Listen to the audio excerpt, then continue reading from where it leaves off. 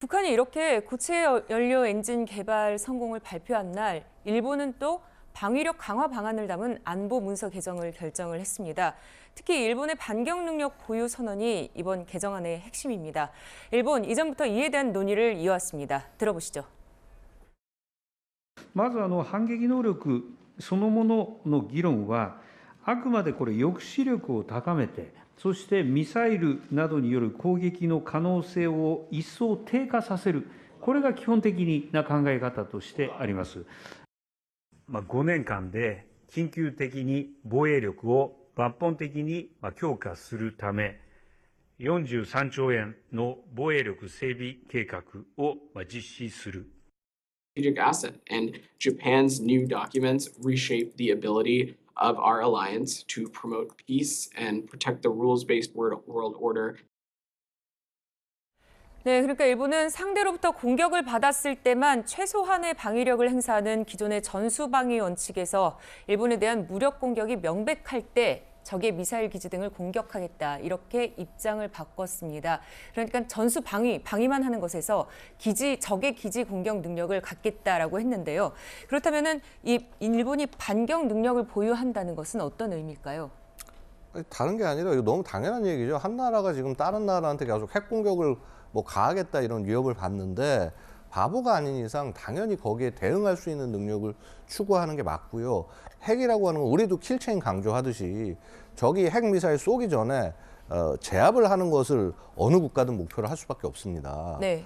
바로 그러니까 소위 우리가 얘기하는 킬체인 능력과 유사한 능력을 지금 일본도 갖겠다라고 지금 얘기하는 것이거든요. 네. 저게 기본적으로 미국이 어떤 이런 것들을 어떤 군사 능력이나 이런 걸 추구할 때 킬체인 능력 같은 걸 추구한 게 사실 그겁니다. 그러니까 예상치 못하게 튀어나온 위협을 미리 빨리 제거하는 그런 능력에 집중을 하는 것이고요. 지금 북한이 계속 지금 일본을 위협을 하고 있기 때문에 일본 계속 지금 전능력을 가지려고 아베 때부터 노력을 계속 해오다가 네. 지금 어떻게 됐냐면, 자, 북한이 지금 너무 도를 넘었어요. 하는 행동들이. 올해 발사한 미사일만 해도 거의 40발 이상 거의 한 5, 60발 이상 넘어가는 그런 미사일들을 쐈는데, 그럼 당연히 일본은 저걸 추동력을 받을 수밖에 없는 것이죠. 그래서 제가 누차 드리는 말씀이지만 북한 정권이야말로 희대의 친일파 정권이다라고 말씀을 드릴 수 있습니다. 일본이 원하는 그런 방향으로 끌고 가는 그런 모습을 결국 만들어줬네요, 북한이. 네, 그러니까 일각에서는 일본이 이렇게 방패에서 벗어나 창의 역할을 하는데 또 북한이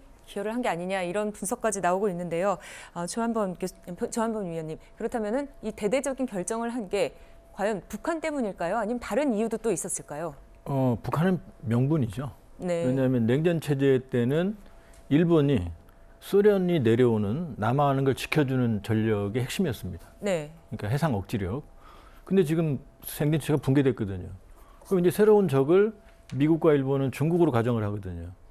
근데 일본은 사실은 공격 무기가 거의 없어요. 우리 F-15는 타우러스 500km까지, 그다음에 슬래미엘 280짜리, 우리 구형 F4 팬텀도 파바이를 운영하거든요.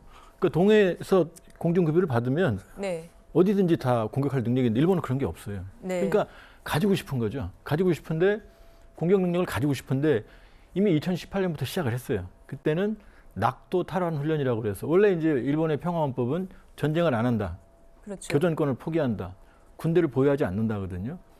그런데 중국의 위협을 명분으로 낙도 탈환, 이미 우리로 치면 해병대 여단급 규모를 지금 창설하고 있어요. 네. 이번에 적 기지 공격 능력, 그러니까 토마호크 사거리 한 1200 정도 되는 미사일을 1000여 발을 갖추겠다는 거고, 네. 12식 지대함, 북한이 일본은 지대함 미사일만 가지고 있거든요. 지금 공격용은 네. 상륙을 억제해야 되니까 그것도 1000km까지 늘린다는 거거든요. 그러니까 네. 그렇게 보면 이게 일본의 입장을 이해는 하지만, 그러나 이게 구조적인 안보 지형이 근본적으로 변하는, 그러니까 일본이 강력한 이 공세적인 군비로 전환을 하는데, 이게 과연 우리 안보에 어떤 의미가 있는지. 왜냐하면 일본이 적기지 공격을 북한을 하게 되면 그 우리 땅이거든요, 헌법상. 그렇죠. 우리 국민이거든요. 네, 근데 북한은 한반도니까. 일본은 자기들 판단에 따라 한다는 얘기고, 우리는 그걸 용납할 수가 없죠. 그러니까 이런 문제들, 복잡한 문제들이, 안보적인 문제들이 이제 파생되기 시작하는 거죠. 그러나 어느 경우든 일본의 전략적 방위 전략은 변하고 있고, 문제는 이제 미국이 이걸 용인하고 지원하고 있다는 겁니다. 예. 네, 그런데 또 하나 주목되는 부분은 일본이 방위비 또한 대폭 늘리기로 결정했다는 점입니다. 5년 안에 방위비 2배 증액을 목표로 한다 이렇게 했는데요. 현재는 일본 GDP의 1%밖에 안 됩니다. 그렇지만은 5년 뒤에는 2%로 늘린다는 겁니다. 이렇게 되면은 이제 세계 3위의 방위비 지출국이 되는 그런 셈인데요. 양욱 의원님, 예. 일본이 3위 지출국이 된다면 어떤 무기들이 일본에 갈 수 있을까요? 뭐 일단 누차 얘기를 했지만은 일본이 계속 얘기를 하고 있는 것이지만은 공격을 위한 성격의 무기 체계. 그러니까 뭐냐면 저 정도 액수를 올려놓으면요. 네. 일본이 지금 기존에 헬기 항모를 개조해서 항공모함으로 개조를 하고 있는데 항공모함 본격적으로 찍어낼 수도 있습니다. 진짜 큰 사이즈에. 네. 그다음에 그 이외에 사실 이런 거예요. 지상군을 일본이 못 키우고 있었어요. 네. 왜냐하면 액수가 이 국방비가 제한이 되다 보니까 지금 일본 국방비 보면요 거의 대부분이 인건비라든가 유지비로 나갑니다. 근데 지금 저렇게 2배로 올려놓으면은 이제 무기 체계들을 사고 싶은 장난감 다 살 수 있어요, 쟤들.